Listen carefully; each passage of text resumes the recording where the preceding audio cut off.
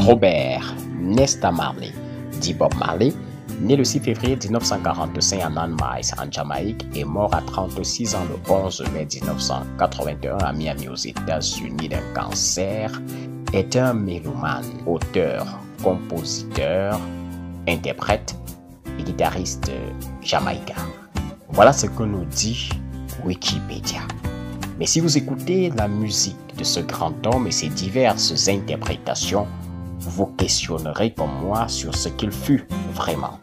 Il était en fait poète, philosophe, sociologue, critique et ambassadeur des causes perdues. À la vérité, il est difficile de qualifier et de cantonner ce king, ce maître du reggae, ce roi de la musique d'égal rien que nul, ne voulait jadis jouer dans les galeries. C'est un visionnaire et avant-gardiste qui a lu le monde dans ses compositions. Il aura vécu comme il aura fait son boulot, c'est-à-dire à fond.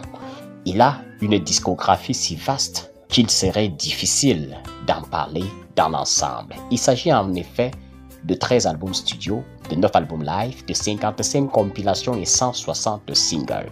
Il est à ce jour l'artiste reggae le plus connu au monde.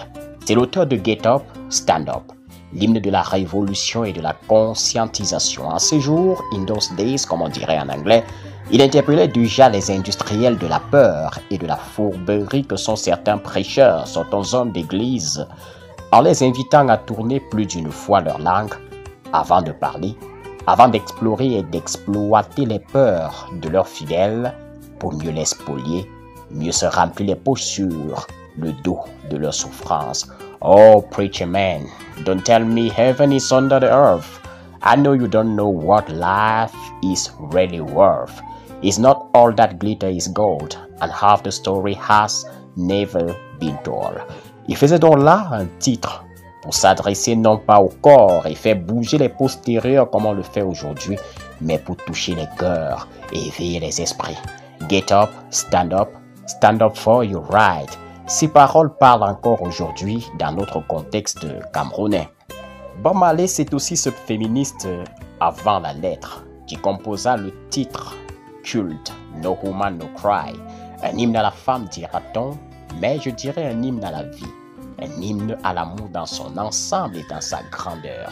S'il dit à la femme ne pleure pas, s'il la rassure que tout ira bien, en disant everything gonna be alright, il ne manque pas de rappeler l'importance de ne pas oublier ses racines. In this great future, you can't forget your past, so dry your tears, I say here. La femme est donc un prétexte pour parler à l'homme, ou mieux, pour parler à l'humanité. Bob Marley, c'est aussi un conquérant dans la verve de Marcus Garvey. Il est catégorique sur le fait qu'il faut se souvenir de son histoire, de son identité originelle, et il le fait savoir dans Buffalo Soldier en ces termes. Buffalo Soldier, dreadlock, Rasta. There was a Buffalo Soldier in the heart of America, stolen from Africa, brought to America. Fighting on arrival, fighting for survival.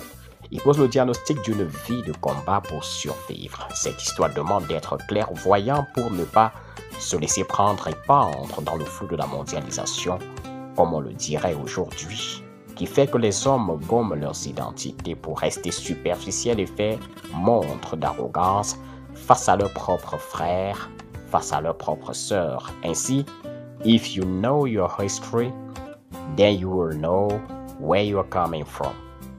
Then you wouldn't have to ask me, who the heck do I think I am? Bob Marley, c'est donc beaucoup de profondeur, beaucoup de mélodies, mais surtout beaucoup de messages.